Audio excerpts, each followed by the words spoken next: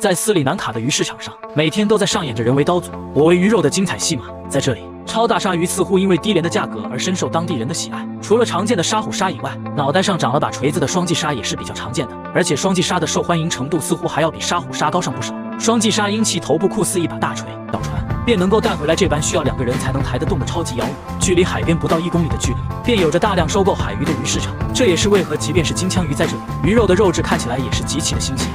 将条状的鳐鱼肉剁成块状即可。鳐鱼肉味道鲜美，且肉多补少，营养丰富，是当地居民十分喜欢的海鱼之一。虽然价格要比鲨鱼肉贵不少，但是在当地总体上的海鲜价格都是比较低的，天天的海鲜自由还是可以的。像是鲨鱼、鳐鱼、金枪鱼这类鱼都是比较受欢迎的，而大墨鱼这一块相对就不是那么受大众喜欢，尤其是当地人对于墨鱼的喜爱程度，那是远不如其他鱼类。毕竟墨鱼鱼肉的口感和油脂上还是不如其他鱼类的，甚至就是对比泡蛋鱼，墨鱼也是比不过的。毕竟泡蛋鱼的鱼肉肉质紧实，味道鲜美。虽说泡蛋